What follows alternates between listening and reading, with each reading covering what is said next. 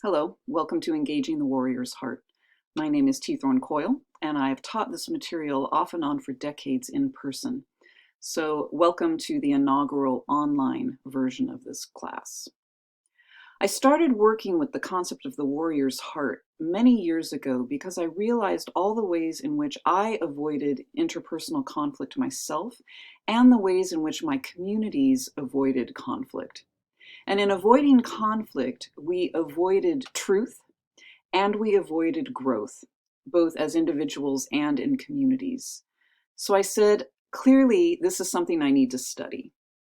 So I began the internal process of examining my own resistance towards conflict. And this was true despite, for my entire life, having run toward danger in the face of what I saw as injustice, social injustice, harm to someone else. But when it came to harm to me or injustice towards me, I tended to bury that. And I was seeing the same thing reflected in my communities. We were often committed to nonviolence, but in our commitment to nonviolence, violence erupted in other ways: backbiting, malicious gossip, undermining each other, that sort of thing. So I wanted clarity. So I began to study it for myself. I also took on the study of some physical martial arts myself, and over time realized for me the two core concepts I needed to return to was having a strong will and an open heart.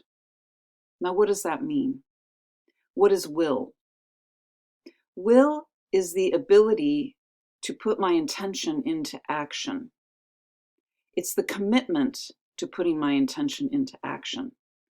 So when I say, as I will, I'm making a commitment to do that thing. I'm making a commitment to follow through. I make a commitment to myself. I make a commitment to you. So that's will. And we develop will by making a commitment to the small things, waking up, drinking a glass of water in the morning, getting whatever exercise we can, meditation, whatever daily practices we can do that form the foundation of our life and support our lives also help support and strengthen our will and our ability to do things in the world. Will does not just come out of nowhere. Like everything, will has to be practiced, developed, and we do so again by making and remaking small commitments and following through. Then all the parts of ourself begin to comprehend, oh, right, they mean it. They're actually going to do this thing. They're not going to keep promising things and backing out, or not promising things because they don't want to commit, right? So I develop my will. I increase my ability to show up, to practice, and to do.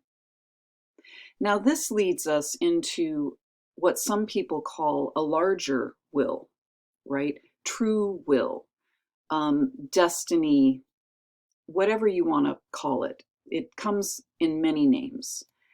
And that is larger purpose in life. We cannot pursue and activate our larger purpose in life without committing to all of these small, continuous acts of will and follow through. Well, what does that take? That takes courage. It takes an open heart.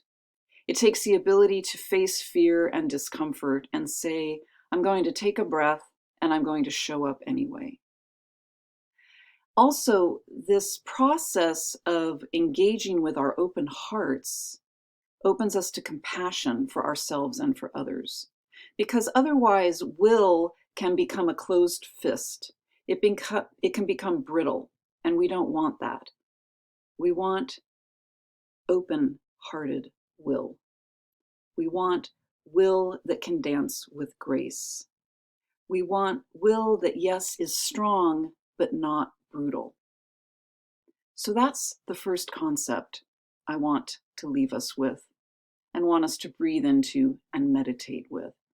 What does it mean to you to develop a strong will and an open heart?